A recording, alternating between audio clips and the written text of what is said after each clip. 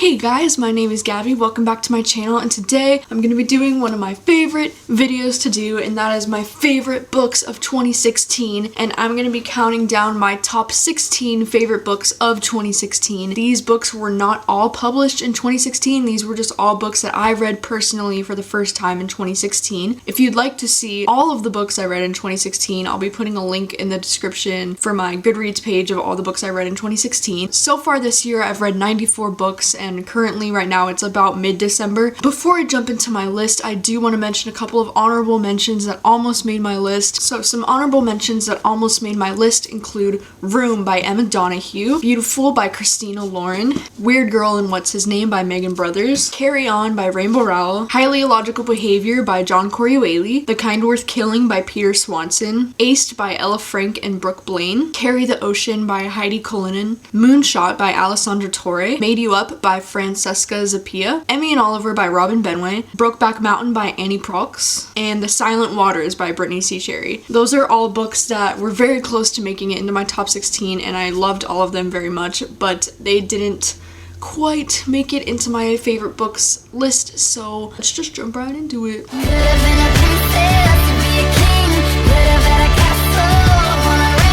Starting off this countdown with number 16 is Kill the Boy Band by Goldie Moldavsky. This book is about a group of friends who are completely obsessed with this boy band, and they decide to stay in the same hotel as this boy band, and when they do, they kidnap a member of this boy band. This book made my list because it's absolutely hilarious. It's probably one of the funniest books I've ever read. It involves some very dark humor, which is actually my favorite kind of humor if it's done right. If you've ever been a hardcore fangirl for literally any band, you will relate to this book so hardcore. Like, I personally was a really hardcore fangirl over the Jonas Brothers for like 7 years. Oh my god, it just brought back so many memories, and it was so great to like live through the eyes of a fangirl again. It was so much fun, and it's just so accurate the way it talks about fangirls and how powerful they are. Coming in at number 15 is Sweet Filthy Boy by Christina Lauren and Wicked Sexy Liar by Christina Lauren. I just wanted to include this series as a whole. This series follows a group of friends who all meet in Vegas. Each book follows a specific couple after the night in Vegas. Book 1 is Sweet Filthy Boy, and it follows Mia and Ansel. Ansel is from Paris, and he's very charming and amazing, and I adore Ansel with every fiber in my being. Wicked Sexy Liar is the 4th book in the series, actually, and it follows this guy named Luke and this girl named London. And London is actually one of my favorite girl characters in this whole series. I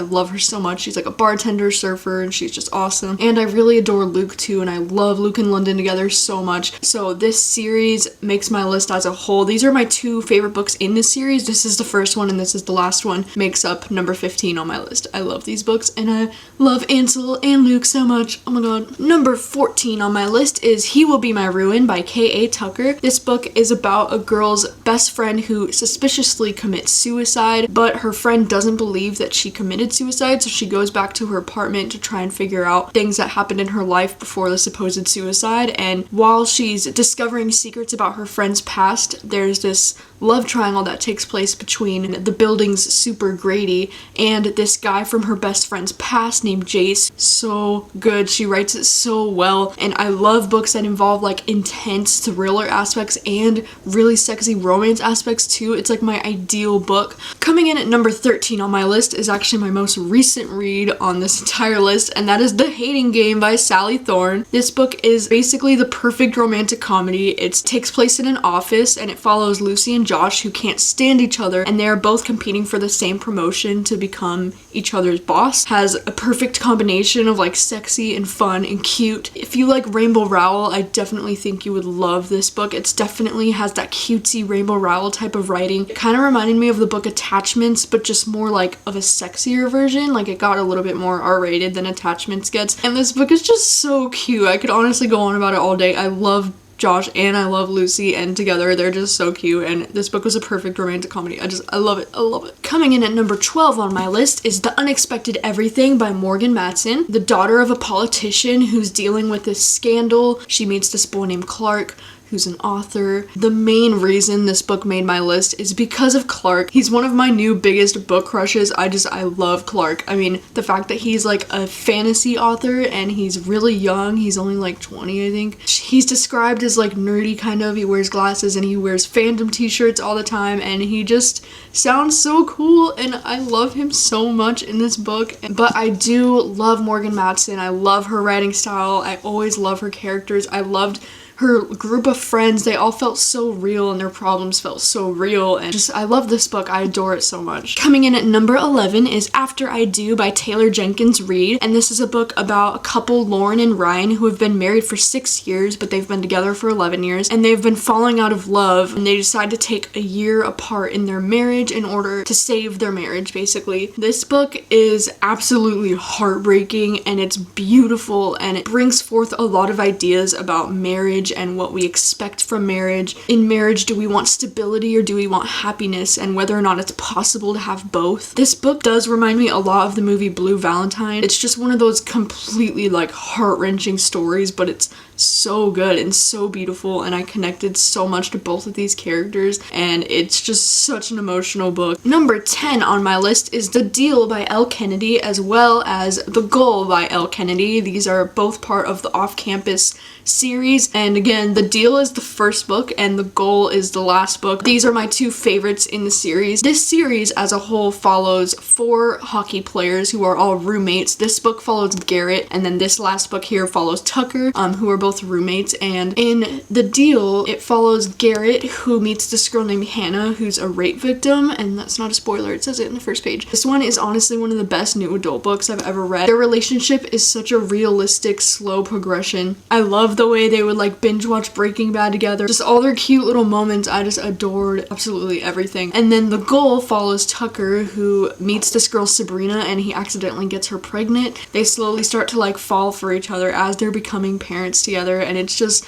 the cutest thing ever. I love Tucker with everything in me. He's one of my favorite male characters ever. He's just so swoon-worthy and amazing to Sabrina, and Sabrina is awesome too. I mean, she's working 2 jobs and she's going to law school all while being pregnant and like having a baby and stuff. She's just like so inspirational. Love this series with everything in me. Coming in at number 9 on my list is Thanks for the Trouble by Tommy Wallach, and this is about a mute boy who is a thief who meets an immortal suicidal girl with silver hair. This is honestly one of the most unique books I've ever read in my life. It's a boy who's not only mute, but he's also a thief, and then this girl who's immortal, like she can't die, but she's suicidal and she wants to die. It's the most interesting pair of characters I think I've ever read about. It's so thought-provoking, and it really explores this idea that we lose the ability to be happy as we age. Half the joy in life is experiencing things for the first time, and when you start to lose the opportunity to experience things for the first time when you're immortal, like the girl Zelda is in this book, you start to like lose the magic of life because you've already experienced everything for the first time. But that's very thought-provoking and very real, and I love this concept. Love the character Parker. I just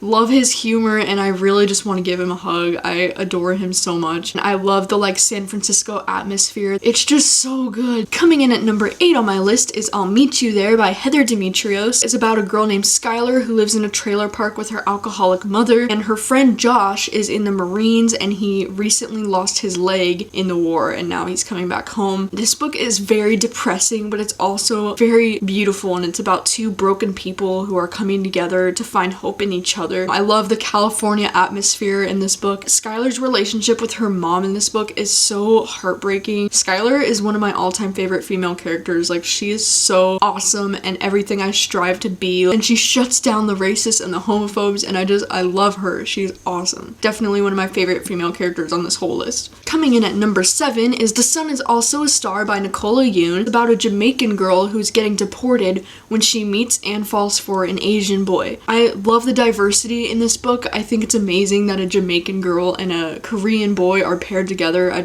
love that. These characters both have very complex families and backgrounds. I love that Natasha doesn't believe in love. She's very much like a scientist and a realist, and Daniel is like this poet, and he's very hopeful and optimistic, and he decides that he wants to make her fall in love with him using science, and it's just the cutest shit ever. This book does remind me a lot of Eleanor and Park. It's just such a cute amazing story. Coming in at number 6 is One True Loves by Taylor Jenkins Reid. It's about a girl named Emma who marries Jesse, her high school sweetheart. A year after their first wedding anniversary, he dies in this like freak helicopter accident. 4 years pass by and Emma is finally ready to move on, and she eventually becomes engaged to this guy Sam. And then she gets a phone call saying that Jesse's still alive and he survived the plane crash and he's coming back. One of the most intense love triangles I've ever read in my life, because it's like your first love and your husband dies, and then you move on 4 years later and you meet this great guy and you fall in love with him, and then your dead husband's coming back. Love this concept. I loved Jesse and Sam both so much in their own ways, and I felt so bad for their situation. I love that this book, it's very, very thoughtful, and it talks about the idea of soulmates and whether or not they really exist or not, or if certain people are just meant to be with you at different times in your life. This book is a wonderful exploration of grief and love and how grief can really change a person. Very, very powerful, and I cried a million times. It's very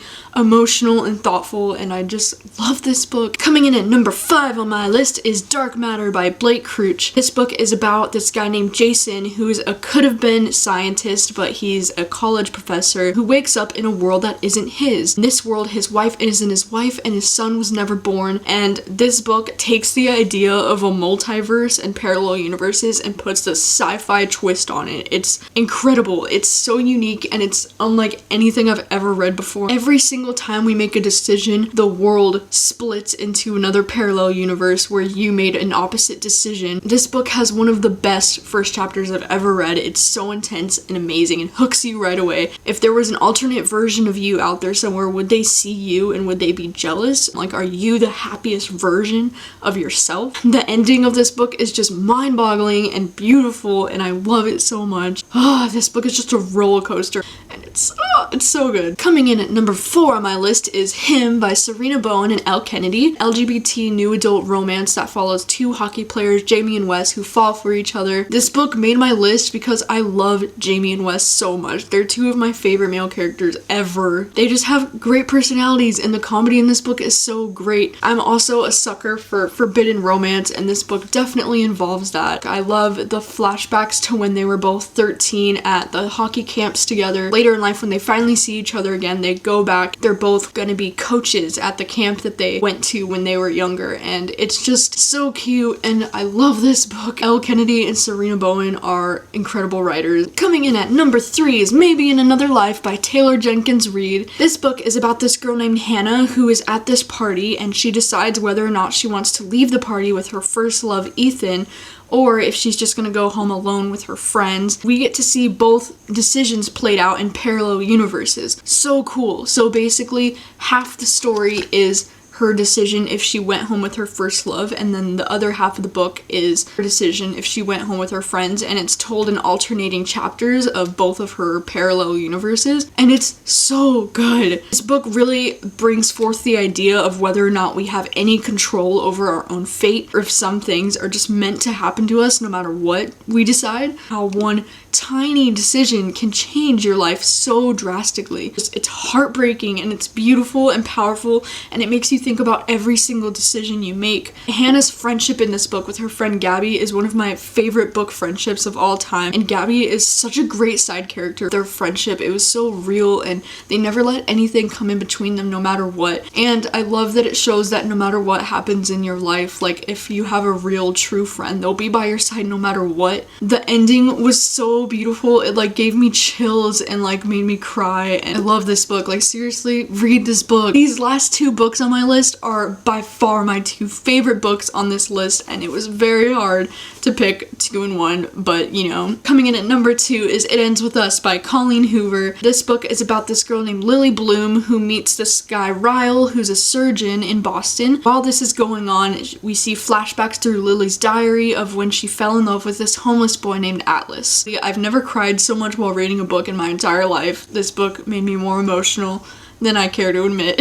Atlas is one of my favorite characters of all time. I love him so much. He's just a perfect little innocent angel puppy, and he deserves all great things in the world. This book is just, it's heartbreaking. It hurts my heart so much, but it's one of the saddest and most beautiful stories I've ever read in my life. I also think that this book is very important, and it dives into some very serious adult issues. Very important. I think it's something that everybody should read. Colleen Hoover is my favorite author, and this is without a doubt my favorite book from her. So fucking beautiful. I love this book. And the number one book on my list of 2016 is We Are the Ants by Shaun David Hutchinson. I know this probably doesn't come as any surprise to any of you because I've been raving about this book since February, and it's still my favorite book of the year. I read this book twice this year. It's about this boy named Henry who is being abducted by aliens at night, and they tell him that the world is coming to an end, but he has the power to stop it if he presses this red button. Henry doesn't know if the world is worth saving anymore because his boyfriend Jesse recently killed himself, and he's very depressed now. Meanwhile, all this is happening, he meets this boy in school named Diego